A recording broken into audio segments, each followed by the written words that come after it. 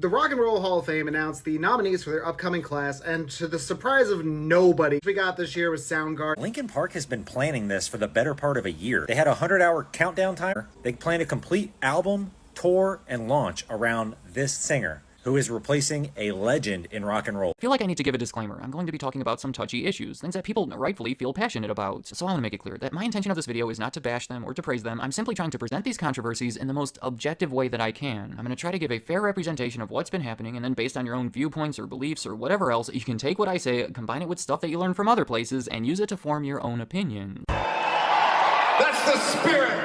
But on May 17th of last year, Chris Cornell would take the stage at the Detroit Fox Theater for the last time. Just a few hours later, he would be found dead. The cause? Asphyxiation. We have non-responsive guests in the hotel. It's going to be a 50-year-old male inside of room 1136. We found out that the guest was attempting to hang himself, so they're trying to get him down so they can assist with CPR. I don't know how the coroner decided this was a suicide. I mean, I know he was a rookie. I know he was a 19-year-old, which is very telling. Why would you put a 19-year-old to do such an important case as Chris Cornell? You should get the most important guy in your office, the most veteran one. Chris Cornell had 9 broken ribs when he was found. People say that you can get broken ribs due to CPR, which is true if you are 70 or 90 years old, and you'll get probably 2 or 3 ribs broken if the CPR extends too long, if it's done harshly. But for a man as strong, and he was in a very decent physical shape, as Chris Cornell, for him to have 9 broken ribs over CPR, explain to me how one can break 9 ribs from pushing from one point, because CPR is done only in one point. Chris Cornell tragically passed away at age 52 on May 18, 2017. He left behind a legacy of music and a reputation for one of the most powerful vocal ranges in rock and roll history. Yeah, so it's Scott on location. I'm a driver. Was trying to pick up, and his housekeeper came out and said that he unfortunately killed himself. He hung himself. He's in his room. Okay, what's the address where you're at? Palos Verdes Estate. And how old is he? Mid-40s. Mid-40s? Okay. Yeah. And he's hung himself in the room? That's what his housekeeper said. I haven't been in the house. I haven't seen him. Is that the housekeeper I can hear behind you? Yeah. Okay.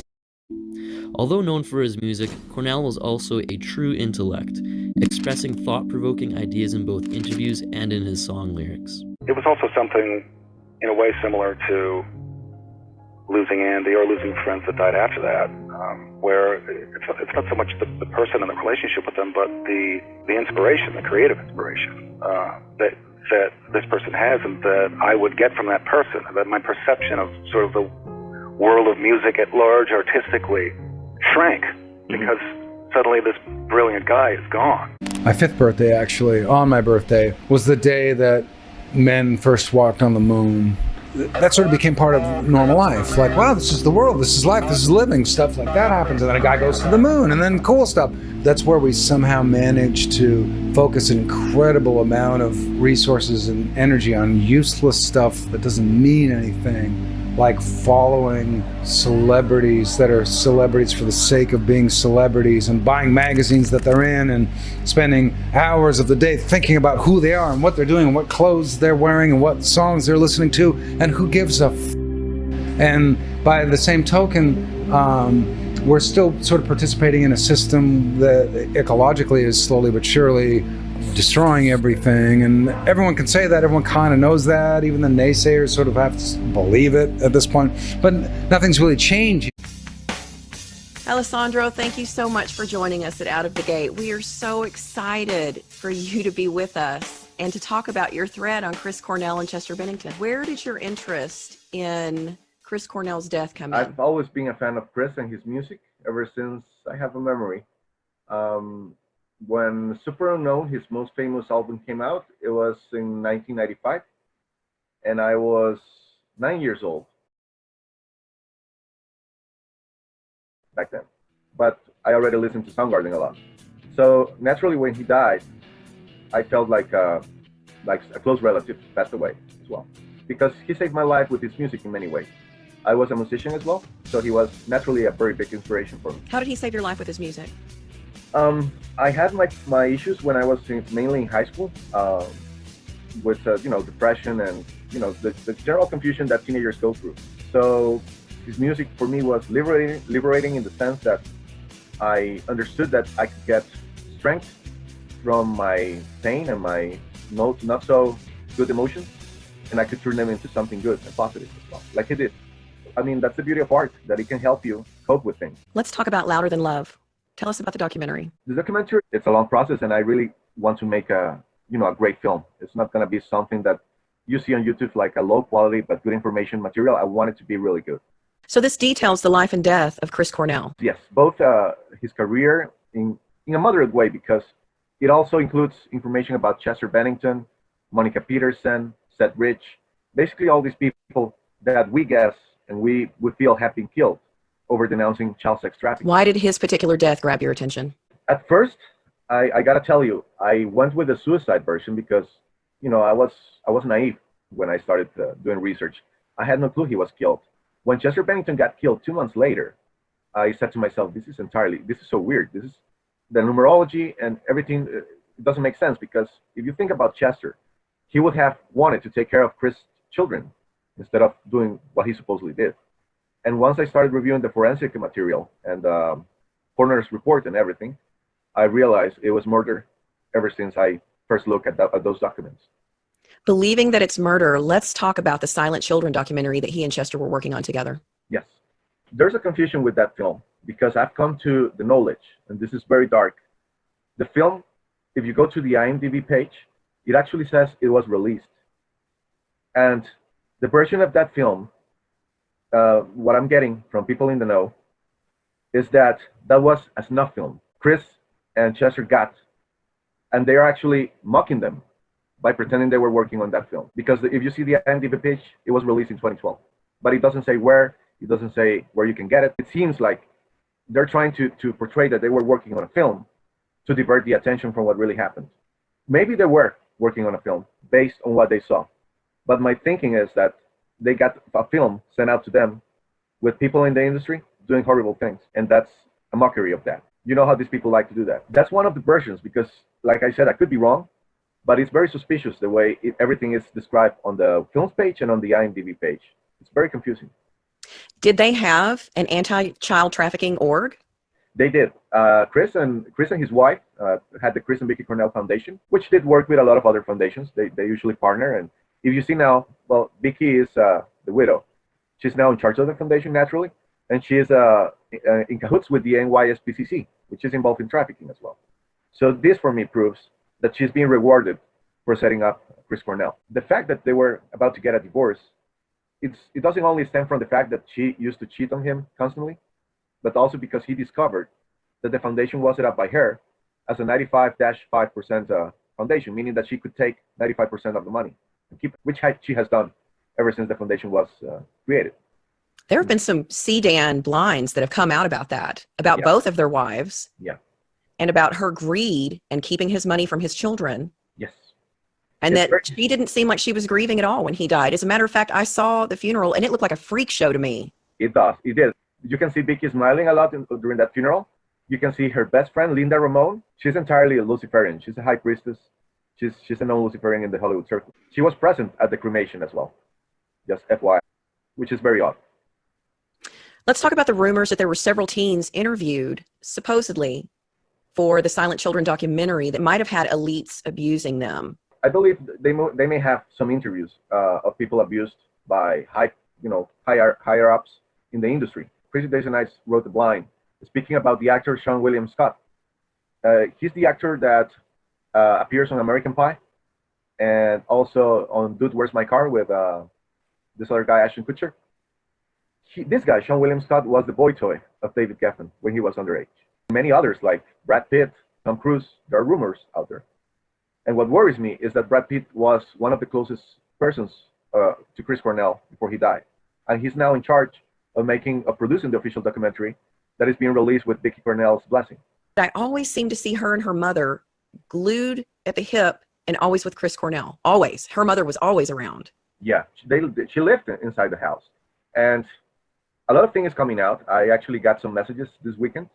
And apparently, the relatives of Chris Cornell back in Seattle are in possession of a lot of the text messages and even recorded phone calls during the last weeks of Chris Cornell's life with Vicky, which prove entirely that she was out to cause him damage and tried to push him to suicide, which she couldn't.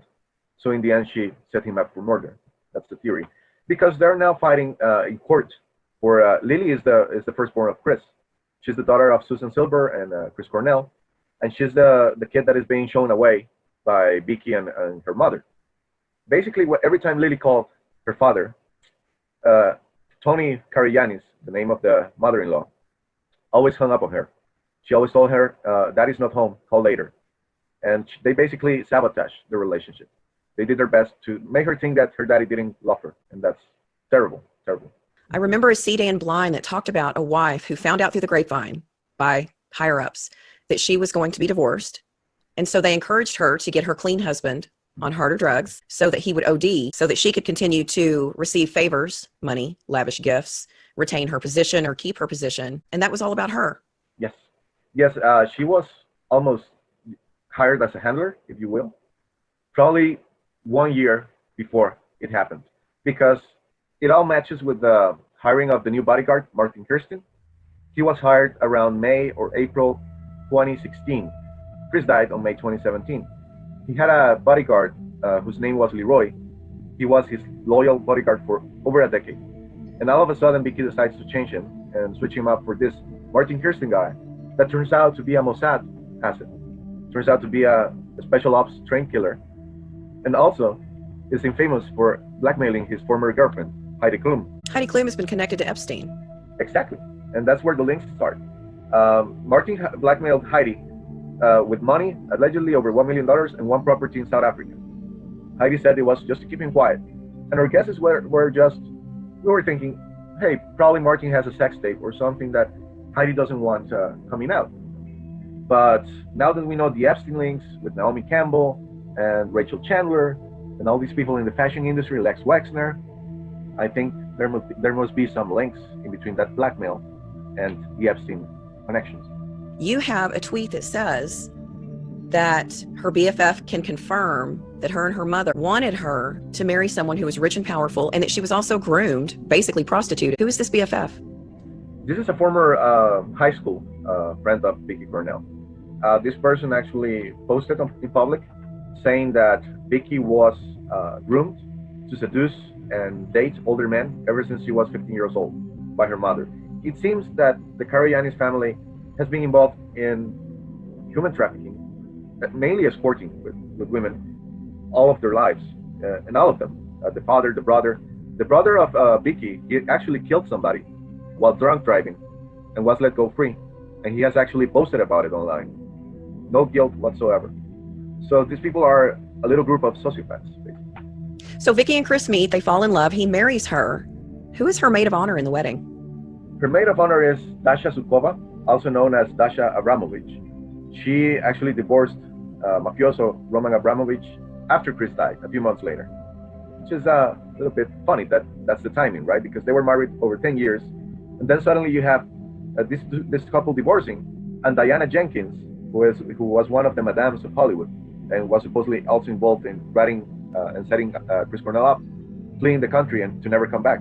This woman, Diana Jenkins, fled to Serbia, I believe, where she is original from, and never came back to the States. Brittany Murphy was also at the wedding, and she also is said to have been warning Chris Cornell and his friends about Vicky Cornell, because Brittany Murphy had an unstable film career. Unfortunately, in these circles, as you probably know, some women, are involved in a side trade, which is escorting for the rich and famous. They also go and do a thing that is called jashting. They go in jets in Dubai and the United Arab Emirates and all those countries to sell themselves for $500,000 a night or $1 million a night as an escort. And she was involved in that, so she knew Vicky from that trade. How did she warn Chris? That's what we don't know.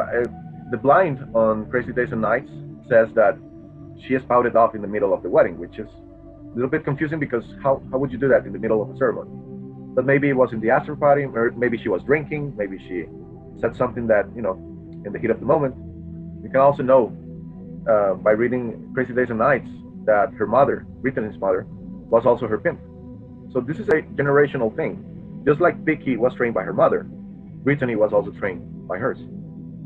And that's one thing that we have to remember about these women, and a lot of Hollywood actresses and most young women in the music business are pimped out by their parents, by their handlers. They're raped by most of the people around them, men, women, everyone else. So a lot of these people are victims who become perpetrators. Yes, it's a vicious cycle. Even though they're guilty of maybe not stopping or not speaking out, you cannot blame them because you don't know what kind of duress they're under, what kind of threats they're under. It makes it even harder because they would be ratting essentially on their family, and that's not an easy position to be in. Not only that, but we don't know what kind of MK Ultra these people have been under, what kind of programming, what kind of disassociative personalities and alters that they struggled through and with. Exactly.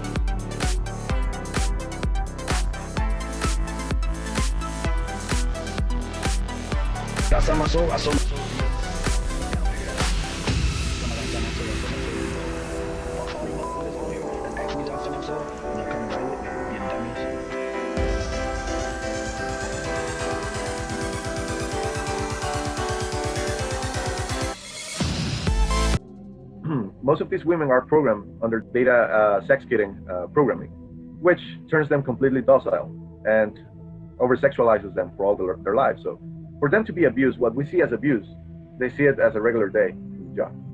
I mean, for them, it's not as grisly as we see it from the outside.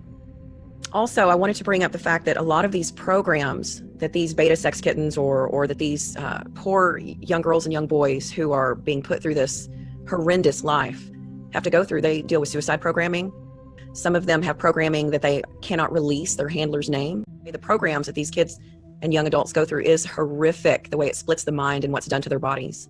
Yes, and that's why we cannot begin to understand how some of these people remain silent are their lives. But if you think about it, it makes total sense. I mean, it's something that goes against their nature to snitch on their handlers and programmers. Not only that, but when you have judges, police officers, your managers, your parents, your neighbors, everyone in the business with you doing the exact same thing, who are you going to go to? Who are you going to tell? Have you seen the symbols on the California Police Department badges? It's the pedophile triangle within the triangle within the triangle. Yes. Yeah. It's embedded in every single government agency, from intelligence to local law enforcement agencies. So when you have the top at, let's say, Los Angeles Police Department or something like that, involved in covering up these crimes, who you're going to turn up to. And I wanted to bring up something really special that is going to be on the film. I have a testimony from a former Los Angeles Department sergeant claiming that he knows for sure that Chris Cornell and Chester Bennington were murdered. Let's talk about the relationship between Chris and Chester. I've been a huge fan of Chris, and to be able to do this is we're blessed, and it's like when people feel that way, when all the musicians on a tour feel like this is really an opportunity, and it's like we're probably not gonna be able to do this again. You're living in that moment, you're being present with the fact that like this is a really special thing we get to do. We're like brothers, I guess. They were 10 years apart, so I guess Chester saw Chris as an older brother, and Chris saw him as his little brother. They loved each other. If you see the relationship, they built a support system in between the two of them, because few people know, but Chris seems to have been abused as a child as well. It's a less known history than Chester's, because Chester was way more public about his abuse. But they were both coping with that fact during their final years. It was one of those things where I don't even know to this day how to deal with it or talk about it. They met around 2009 during one of their tours that they did together. I believe Chris was touring by himself because Audioslave had already dissolved. But Chris was impressed because Chester broke his hand in the middle of a performance, and he broke it like in 3 pieces. It was a terrible injury, and he kept playing. He just got it like taped up, and he kept playing. And Chris was so impressed with Chester's resiliency that they just bonded over that, and their friendship grew. And They just discovered that they had more in common than they thought. You can tell in the images and the videos that they have, because we have few images of them together, but the few that we have, you can see them smiling at each other, they hug each other, they love each other. I mean, it was a brotherhood they had. Do you believe that Chris Cornell and Chester Bennington were going to out a pedophile ring? I certainly believe so, because they were surrounded. I mean, if you see all of the people that these two guys toured with, and not only toured with, but were involved in, because they both live in Los Angeles. Chris wasn't really a Los Angeles guy. Vicky was. It's much more important than what some idiot is wearing on a red carpet. He was more of a quiet Seattle guy. But, you know, being surrounded by people like Brad Pitt, Kevin Spacey, Jared Leto, who we know has a cult, and there's some horrible rape stories around there in the forums of women of 16 and 17 years old telling their stories about how Jared abused them, and actually asked them to tell him that they were 14 or 13 just to get him more excited. You know, the guy is basically a sick puppy. And if you see the other people around Chris in his business, like David Geffen, Richard Branson, we know Richard Branson was on Epstein's Island. He's on the book. We don't have Geffen in that list, but I'll tell you why. Not every person that came into the island was on that book or in those flight logs, because a lot of the people arrived by sea. When you went to Epstein's Islands by sea, there was no logs anywhere. And Geffen seems to have a jet that also has a submarine embedded inside the jet. And as we know now, Epstein's Islands has a special port for submarines. So that's my guess. That's how Geffen used to arrive to the island as well. But, you know, I don't trust the FBI with this investigation. I think they deliberately took too long to go and research the island. By the time they arrived to the island, it was, 1 month after Epstein was in custody, maybe more? I think that's enough time for everybody to try and clean up some evidence. And I think the government of the United States, they dropped the ball since day one, because when they arrested Epstein, they should have arrested everyone at the same time. Maxwell, Brunel, Marchenko, all of the procurers. And they didn't. They're still free. I mean, Brunel is already MIA.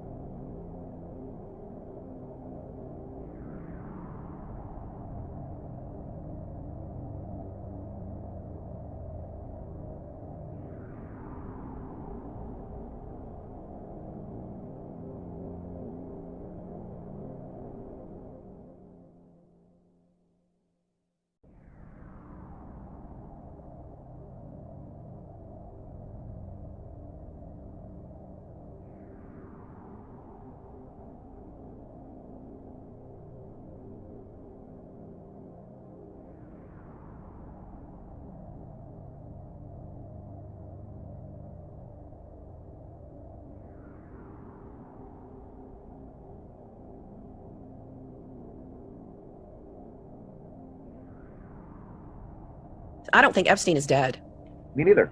I think he was switched off the day that he supposedly first tried to kill himself, or the day that the cop attacked him, because there's two versions, right? Some people, the lawyers say that Epstein actually told him that the lawyer, Tartaglione, actually tried to kill him, which I don't buy it, because someone as buff as that cop was, he could snap Epstein in two pieces with one snap of the finger.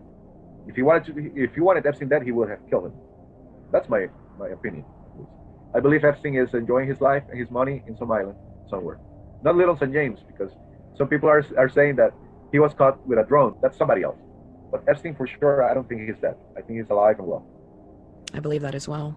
Let's talk about Chris Cornell's last concert. This was the last night of his life. This was the last night of his life. It was May 17 in Detroit. The concert is very bizarre in some of the facts. The main thing that you can tell from that concert is that he seems to be a little bit out of his usual shape. And there is a drug that was slipped into him that night to make him more vulnerable for the attack that he later suffered. It was a barbiturate that is stated on his autopsy report. And of course, Vicky has never mentioned that drug. Why? Because, in my opinion, she doesn't want people looking into that. Because it's not a drug that you would use recreationally. It's something that you give to someone to probably make him groggy, make him more vulnerable to an attack. And if you see the pictures of before and after the show, and even the testimonies of the bandmates, you realize that he suffered a head wound in the middle of the show somehow before the sound check. And in between the sound check and the concert, it seems that he was attacked by someone or roughened up by someone. And this is another theory that I have, because witnesses from that last show tell me that Chris was not only with his usual bodyguard, which is Martin Kirsten, but he was also with two black guys who were dressed as cops, but were not cops. And they were surrounding Chris, like isolating him from the band and the fans. And Chris seemed to be annoyed. He seemed like he didn't want them there. I think those two guys, those two bodyguards, were in compliance with Martin Kirsten, and they were trying to rough up Chris Cornell to maybe get out some information of where he had the documents and the supposed black book that he had on these high-profile pedophiles and human traffickers. Or maybe Chris simply didn't agree with those two guys being in his dressing room. He confronted them, and they roughed him up, which is what I think that happened. He had a bloody head wound that you can see a gash. It was a significant bald spot on the back of his head. And I first thought, what if somebody shaved his head and there was an implant? Or, I mean, because it's not just matted hair and blood. It looks like it's shaved down. I think it was his hair got pulled and torn. But there's two theories regarding that, because 2 days before that show, and this is a known fact in social media if you have been following Chris's family and his mother-in-law had a mental breakdown 2 days before Chris died, a total meltdown. And people are saying that's because Chris confronted Vicky with what he knew was going on with the foundation, her cheating, and that's when he told her that he was getting a divorce officially. He had already filed for it, but he was so afraid of this woman that he didn't have the courage to actually tell her and let her know. The relationship was full of abuse, mental, emotional, on her part. Ever since, if you see the Scream video, there's a musical video that Chris released in 2009. He tried to divorce her in 2009, but wasn't able to, for one reason or another. Maybe the kids, maybe, it's a complicated situation. The Scream video portrays a woman that looks exactly like Vicky, being aggressive, throwing pillows at Chris Cornell on the video, and yelling at him. If you see the lyrics, they talk about violence, about couple violence. And that's not the only song in which he tried to scream out loud what was happening to him. Just very sad. Do you think he was afraid to leave her? I think he was. Let's talk about Martin Kirsten's background. There's a lot of mystery in regards to that, because you can find any official documents proving that he's a Mossad addict. Because what I got as a confirmation from that is, well, I have two connections on the intelligence community. I have one person that I met 3 years ago that works for the CIA, and I have the before mentioned police sergeant in Los Angeles that he also worked with the FBI and the anti-terrorist division of the FBI in Kabul, Afghanistan. He himself told me that indeed Kirsten is registered as a Mossad agent in the U.S. intelligence agencies. So that's how I got the confirmation. I couldn't find it anywhere on the web. Nobody will be able to find it. But if you know someone in the intelligence agency, or if you have access to those files and databases, you will find them there. So you see these models, they're hanging out with each other. They hang out with pedophiles. They're hanging out with killers. Some of them have their own islands, and they seem to be very involved with the occult. It's terrible. Well, Naomi Campbell, she's playing the victim, and she's playing like she's innocent. I don't buy it for a second. I don't buy it for a second. That woman is wicked. And you can see her. You can see it in her eyes. And, there's a lot of tales about Naomi Campbell being involved with shady people and with shady happenings. Like the time that she received blood diamonds from this African dictator, and she faked it in an interview like, I saw a diamond, but I'm used to see them when they're already processed and they look beautiful.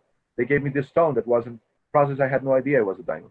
She knew what it was. Her style, her prerogative, her defense method is just play dumb. And that's what she's doing on the Epstein case. She's blaming her ex-boyfriend, Andrew Balas, the property owner, as her link with Epstein.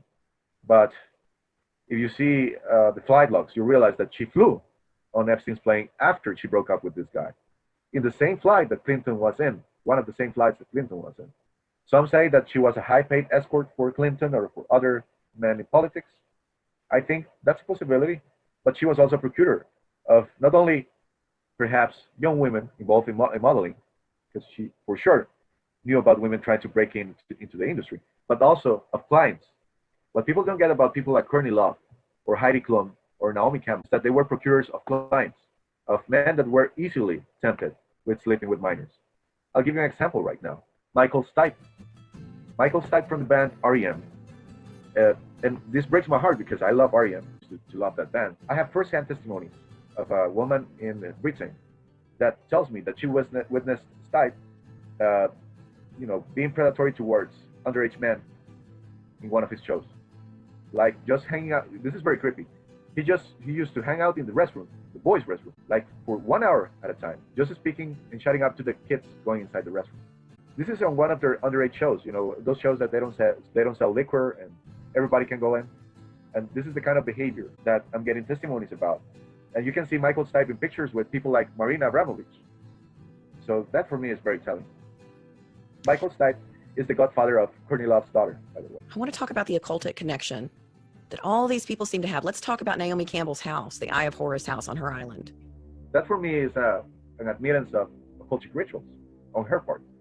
And we know that these people are all involved in at least getting adrenochrome, not precisely direct from the source, but perhaps purchased in the black market as a rejuvenating elixir, but also as a very stimulating drug. It's supposed to have the effects of the cocaine without the letdown that comes afterwards. And it also supposedly invigorates you in the sense that it cures whatever disease you have at the time, or it makes you feel better. I don't know what it is. I would hope that somebody would dissect this actual drug in the medical industry and tell us what it is all about. We know it's for real. We know it exists. There's enough evidence of that. As your attorney, I advise you to take a hit out of the little brown bottle in my shaving kit. You won't need much. Just a tiny taste.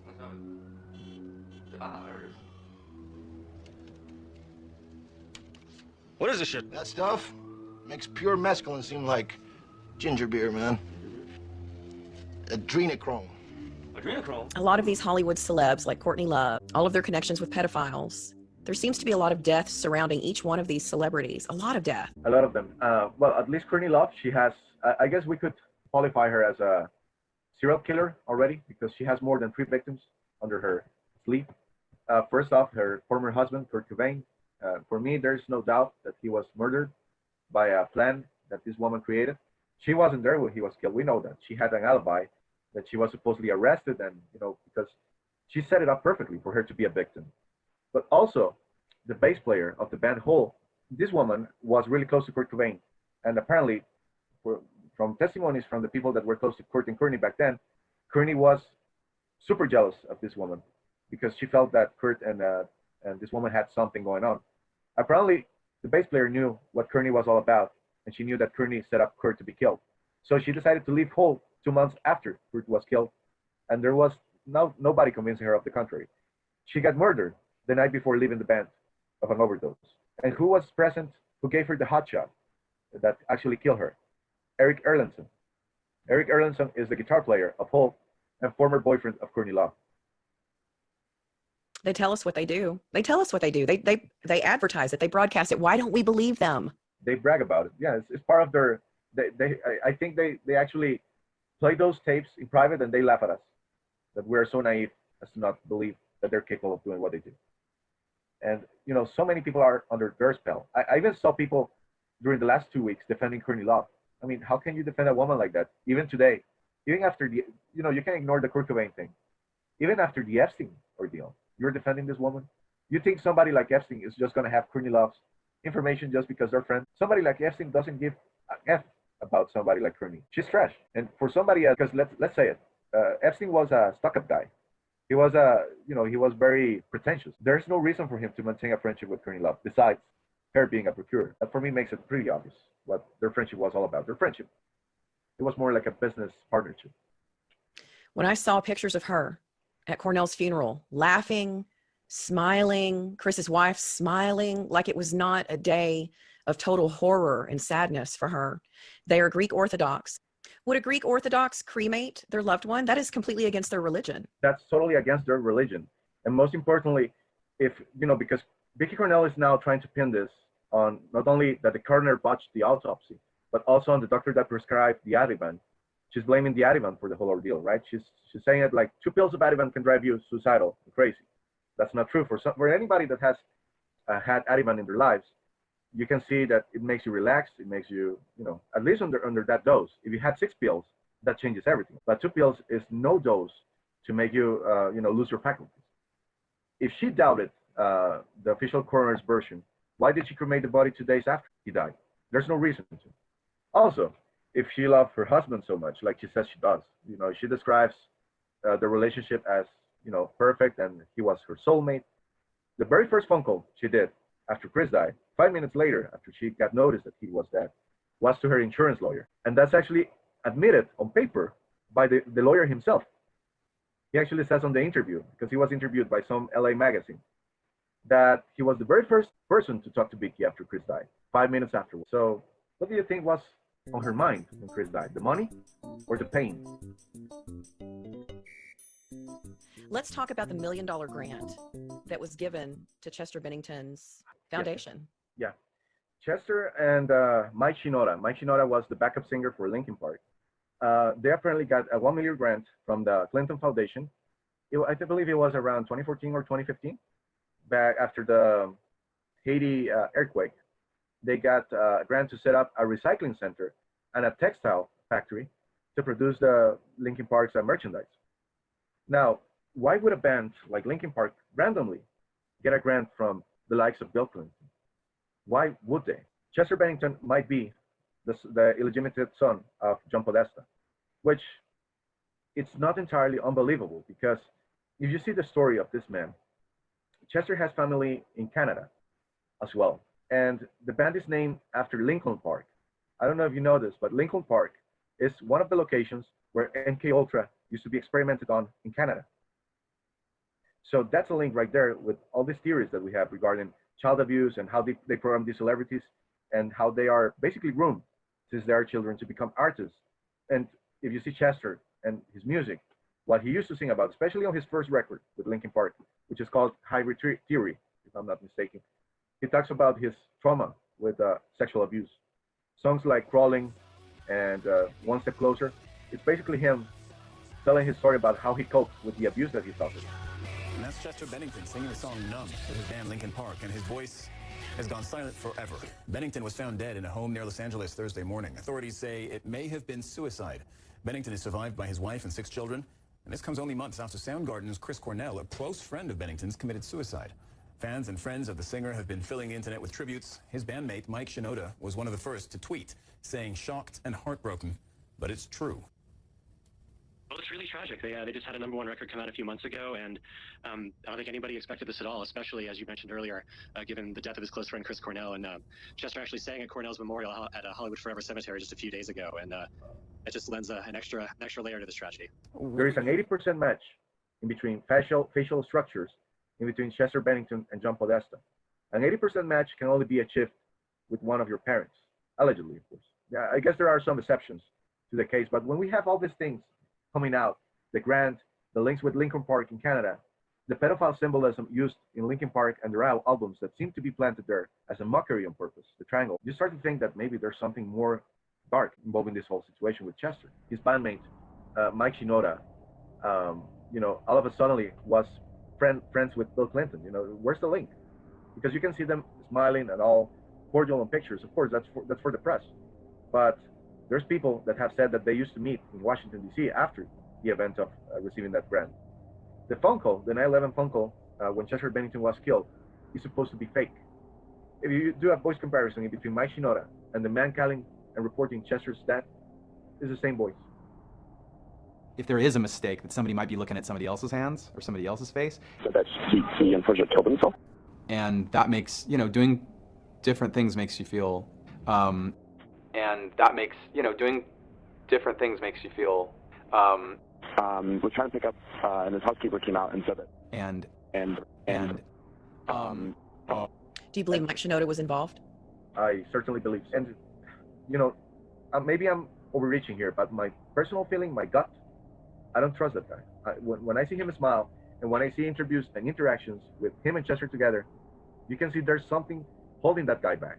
Like he's trying to portray this bandmate persona, maybe for the sake of Linkin Park, but you can tell that he's a little bit envious of Chester being the frontman and being the center of attention, because he was the talent in that band. Linkin Park have surprised announced their new lead singer, Emily Armstrong, in the wake of a reunion, but the situation has already caught fire. Since announcing, fans have questioned Emily over her alleged links to convicted offender and alleged Scientologist Danny Masterson. The actor, who was a regular in That 70s Show, was sentenced to 30 years to life in prison last year after being found guilty of two women in 2003. According to the Underground Bunker, Emily, also an alleged Scientologist, was a longtime friend of Danny and was waiting outside the courtroom during his trial. Fans claims that Emily Armstrong showed up at the victim's trial in order to support Danny Masterson. This is a picture of Emily and the lead singer of At the Drive-In at a Scientology gala, by the way. She did release a statement saying she wanted to clear the air. She claims that several years ago, she was just asked to support a friend of hers in court. That friend happened to be,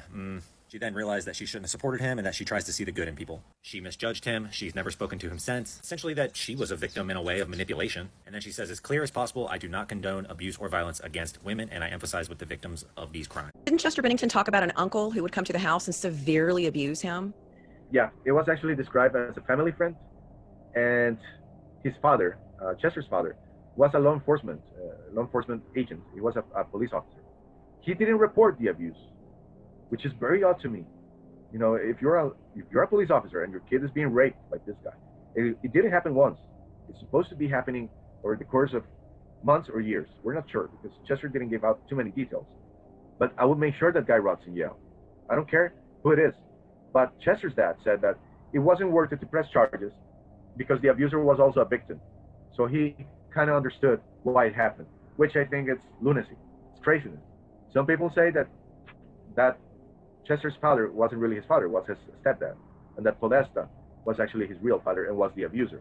Spoken with Chester's sister, Toby, she was hinting that her brother wasn't really a suicide, that he was set up as a suicide, and that somehow his death was linked to Epstein.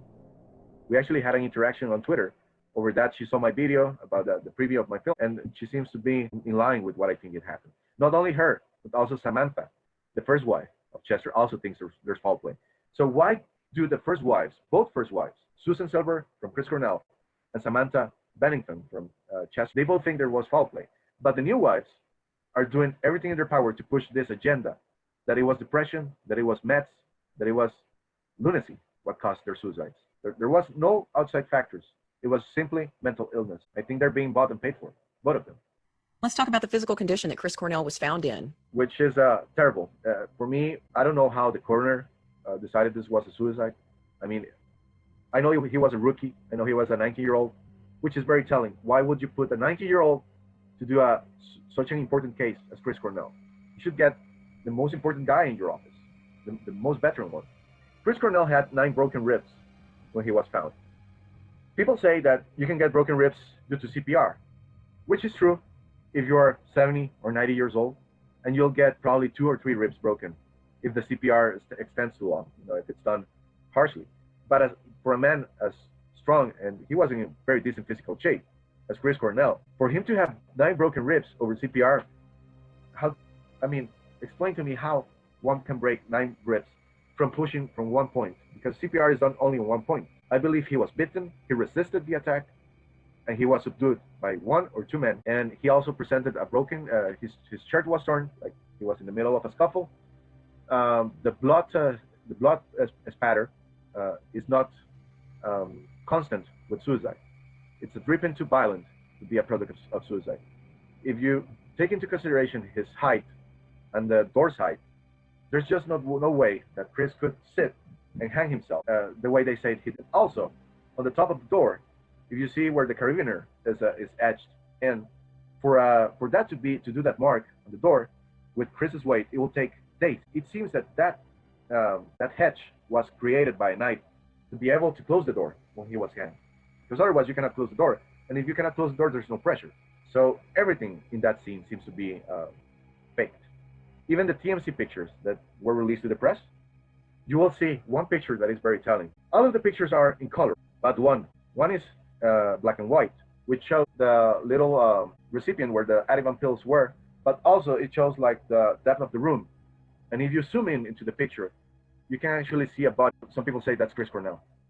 and that's why they blacked out the picture into a black and white picture, so you cannot really tell. But it seems that he was positioned even in a different position that he was found in the restroom. That he was actually in the bed, laying down. So he was probably killed in the room, and then moved to the restroom to finish the job. He was probably knocked down in the room, and then finished off in the restroom. The bodyguard claims that he kicked down the door. I've kicked down doors. I don't know if you have, but when you kick down a door, everything blows off of the handle. You know that the frame of the door is completely destroyed. The door is actually what remains intact because it's only the frame that gets broken. In the pictures, you can see that there's a latch locking the door, supposedly, right? But the latch is not even twisted. When you kick something, you twist it up to open. It's sliced up like it was perfectly cut with some kind of tool. So I believe that Martin didn't even have to kick down the door. He had access somehow. Or maybe the door wasn't even locked in the first place. We haven't seen a video of it. We haven't seen any declarations of the hotel staff. The fact that Kirsten and Vicky both say that they reported to the hotel front desk that Chris's computer or Apple TV wasn't working. Chris Cornell was the biggest guest that night at the hotel. If you have your biggest guest complaining about something not working, you send somebody up in 2 minutes. Nobody ever came up. More so when Kirsten called security, so letting them know that there was a situation with Chris and that he was about to kick down the door, nobody came up as well. So how do you explain people in the hotel staying put when all of this was happening? Unless they never were called in the first place. Unless Martin was actually lying that he made What I find interesting is that the ligature that they used was red. And that goes along with all the symbolism that we see in other murders, right? The scarf that Kate Spade was found in was also a red scarf. You see that there is a common symbolism with all this death that doesn't make sense. I mean, not only the color of the tool that was used, but the hanging itself.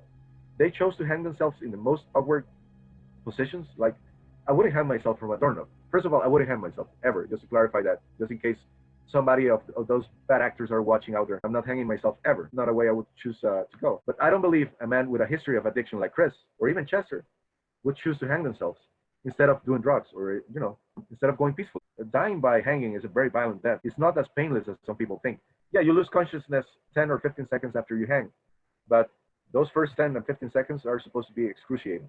Let's talk about Chester Bennington's death. Chester Bennington's death is, unfortunately, forensic-wise, is the one I can attack less. There's way less circumstantial evidence. There's way less testimonies. There's no photographic evidence because he wasn't playing that night. What we gather from the testimonies is that he was drinking at his home the night before with somebody else because police found 2 beers at his room. They were not even empty. There were 2 beers sitting on his table, just open, not entirely empty. And they were European brand beers. So this is another theory that I have.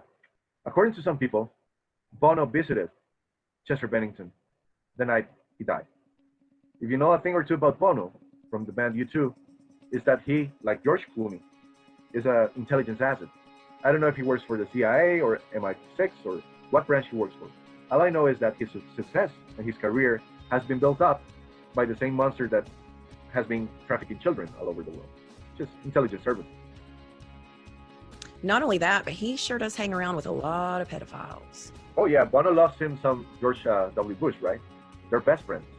He also is super friends with Jared Leto. You can also see him together with Richard Branson on Richard Branson's island. So when you see all these people being friends and cordial with known pedophiles or known abusers, you start to wonder, do these people are really ignorant, in their positions? Do they really don't know what's going on? I don't buy that for a second. If we know, they know 10 times more. Now, there's all these pictures of him with Kevin Spacey. Oh, yeah. Kevin Spacey, for me, that's a red flag. Because Kevin Spacey has always been out of his mind. His behavior, the press, he managed to suppress it for a long time, but it's been known in Hollywood circles that he's a sick puppy. And that's been known for over 15 years. But he used to visit Epstein at La Rochila, this property that Maxwell purchased for Epstein in Venezuela. It was supposed to be not only a more lawless place to commit their crimes, with the blessing of Hugo Chavez, who, I've never liked that guy. I'm not an anti-socialist, but, it's that guy put his people over tremendous suffering. You can see Kevin Spacey visiting Hugo Chavez. You can see Naomi Campbell, Courtney Love, all of these people that are linked to Epstein visiting Chavez at the same time that Epstein was visiting Venezuela. What's up with that?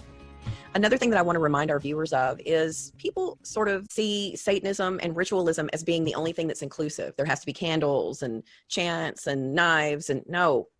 If you touch a child inappropriately, you're a Satanist. That's a satanic act. If you lay your hands on a child and hurt them or abuse them, that is a satanic act.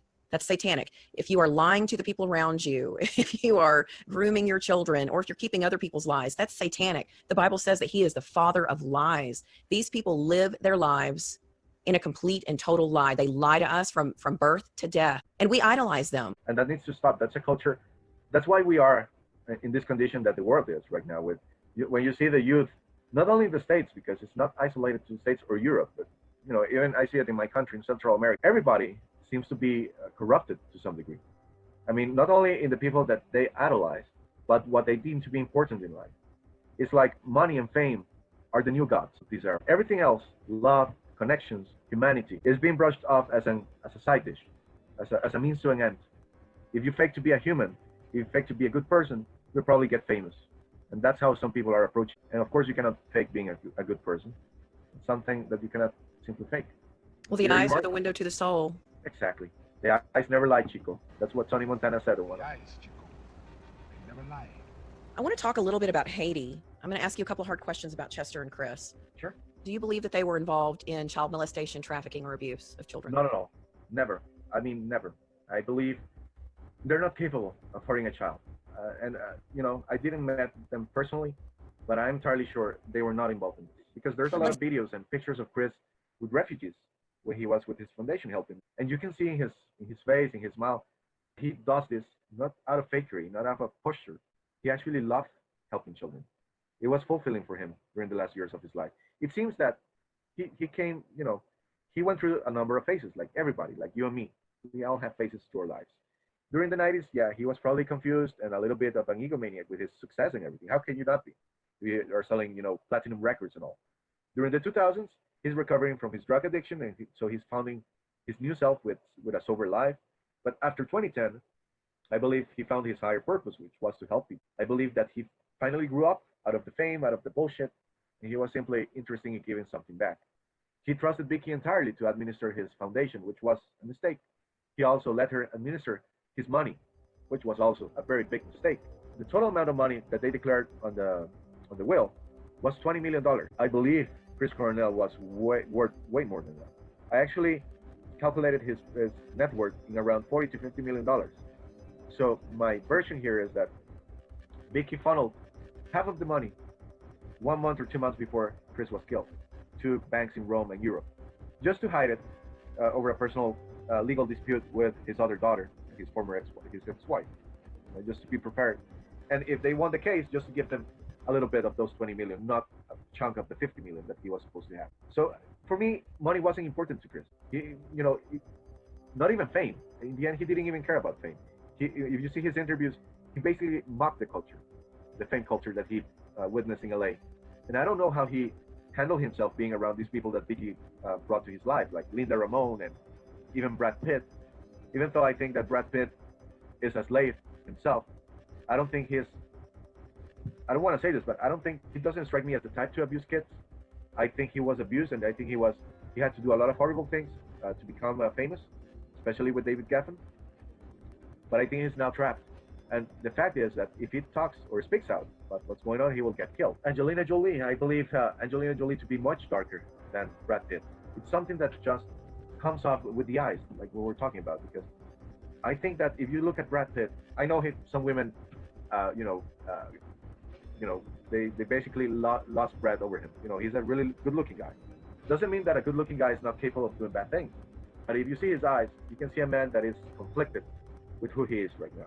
If you see at Angelina Jolie, I don't see that in her eyes. She's proud of what she is. It's like I would film things like that. I would encourage like everybody, all different types of sexual. But there's that thing where it's like a lot of people misunderstand being with S&M and they think it's super. And I have to like explain to people how, like, where it's more like you're tied down because you need to like be able to like have somebody hold you down and keep you still, or like fight and have something down. Like,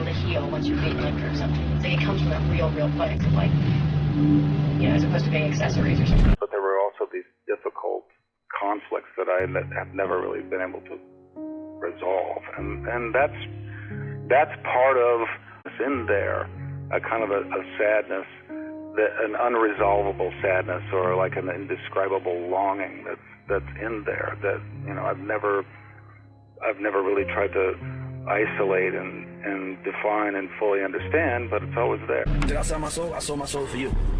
Now figure that out. Tell me that I sell my soul. I sold my soul for you. For all you that's on here that's asking me that I sell my soul, y'all coming right with me, you dummies. No. The eyes, Chico. They never lie.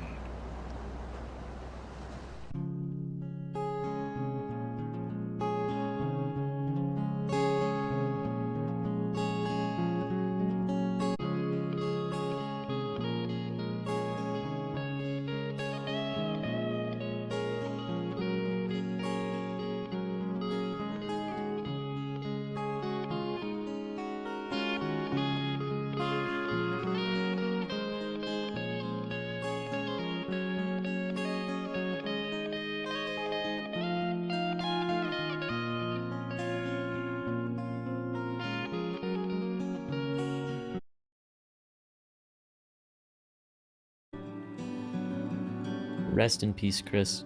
You and your music will be remembered forever.